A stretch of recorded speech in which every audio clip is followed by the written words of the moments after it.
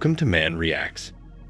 Today, I'm going to discuss different reasons why publicly cold approach women might not work, and how to figure out how you need to approach women the right way. Put this in your memory bank. Women will avoid you if you approach them like a loser. If you're a simp, they'll put up with you for about 5 minutes before politely rejecting you. If you're a Chad or Tyrone, they'll be impressed by your approach and be delighted to give you their phone number. I'll give you 3 justifications for why the cold approach doesn't work. Your game, or whatever you want to call it, is primarily a time waster for guys who are average or below average. Despite not being quite as awful as approaching in a nightclub or online dating, it still ranks among the worst 3 approaches. So, here are 3 different justifications you might want to consider if you want some success. But remember, there's a lot of thinking to do first, and a lot of understanding the dynamics of how women think. First point, and you need to get this through your head, you really need to be good looking in order to cold approach a woman. Numerous studies have shown how essential appearance is when approaching unknown women. Here are some details of one research study that was conducted at an Ivy League university very recently. A total of 167 couples were asked to be judged on their attractiveness on a scale of 1 to 7 by a panel of 7 assessors. Keep that information in mind. It is a 7 instead of a 10. The average score for this person, for instance, would be 6 if they received ratings of 5, 6, or 7. One individual might have received a 3, 2, and 1, therefore their average would be 2, while another person might have received a 1, 2, and 3. Next, after calculating everyone's scores, they looked to see if there was a relationship between the results of each couple's total score.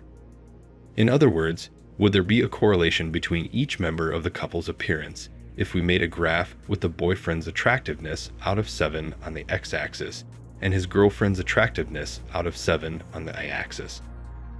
In comparison to what a lower-rated guy, say a 2, may expect to get, is a man who received a rating of 5 more likely to be dating someone who is on par with his own level of attraction?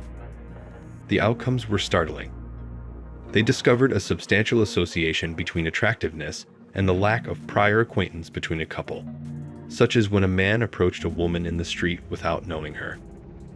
For such a formed pair, when displayed on a graph, the correlation factor of 0.7 appears to show a clear increasing trend with few significant deviations. This demonstrates that you're primarily dependent on dating people who match your attractiveness or who are in your league when you're looking to meet women you haven't met before. This is in contrast to relationships where the partners were acquaintances before dating and were introduced in a friendly manner. These had far less of a correlation in terms of appearance. The correlation factor was only 0.4, which is hardly matched. However, there is still plenty of room for outlier relationships to develop in which the male and woman have stark differences in appearance. 7 out of 7 men are dating 4 out of 7 women. As a result, 5 out of 7 women are dating 2 out of 7 men. Therefore, this section of the study demonstrates that approaching a woman in a friendly environment makes dating up or down your league highly possible. However, if a man tries to accomplish this with a cold approach, his chances are significantly reduced, and his best options are to approach women who are on the same level as him in terms of appearance. From a logical perspective, this also makes perfect sense. Going back to the warm approach method, a man with average looks might have been able to date a woman who was much more attractive than he was since he had more time to demonstrate all of his other qualities.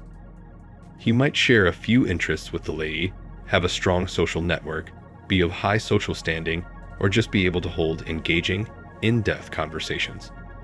So, you have greater chances with a woman if you have something else to offer other than your looks if you're going to a cold approach. Average men need social skills to date hot women. All of these will increase his chances, which might enable him to increase his dating pool by a few points. On the other hand, when considering the cold approach, there are only 2 SMV variables that will affect a man's success. One is his appearance, which basically consists of his height, face, and body. And 2, your social skills or game. I'd estimate that 70% of it is your appearance, with the remaining 30% being your game. Second point. This has a close connection to the first point. The cold approach has the second lowest rate of return after internet dating, in my opinion. I wouldn't even bother with a cold approach if you aren't at least a 6 or higher in SMV. Simply put, the rate of return is too low. The top 25% of guys are those who are 6 or higher. The majority of men are 5 or lower. It's like trying to cut down a tree if you try to approach it as a 4 or 5. The only exception to this is if you have a niche trait about you, like being particularly well built or having a different accent. In this case, all you'd need to do is spam approach until a woman finds your niche quality alluring and gives you the Chad treatment. As a man using online dating, it's commonly believed that she will receive hundreds of messages from other men. I believe that the cold approach can also be compared to this, but to a lesser extent. You're probably just one of the many people who have approached her over the past few months.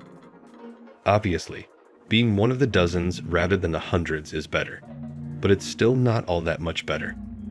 The act of approaching a woman is essentially a self-promotional sales pitch.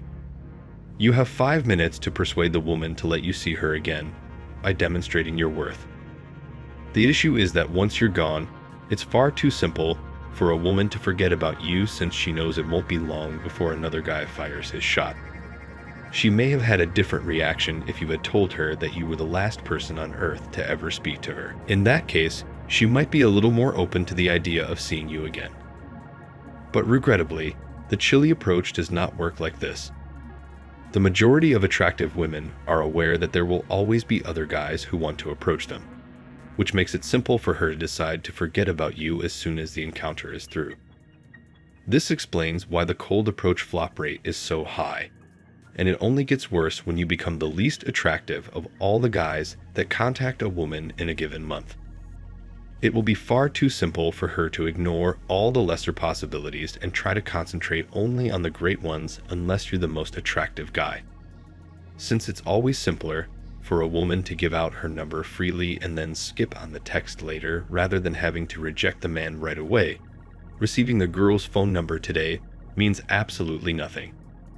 Third point, the cold approach has the worst negative consequences on your self-esteem of any type of approach, which beautifully links into my next and last reason for not cold approach. This is partly due to what I just said, which is that when a woman gives out her phone number to avoid rejecting a man, it briefly offers him grounds for optimism. Online, I've seen a lot of males share their experiences with encounters with women throughout the day that they felt were perfect. However, for whatever reason, the woman's interest abruptly declines when communication shifts to text.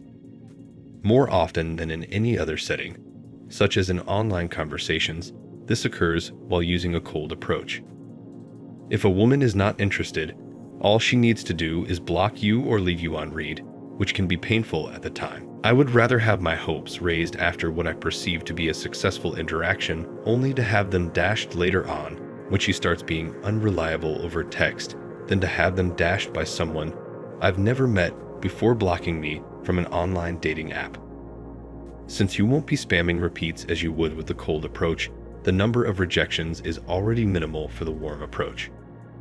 1 rejection is already much preferable than 100, but if you warm approach properly, you may further reduce the likelihood of rejection to virtually 0.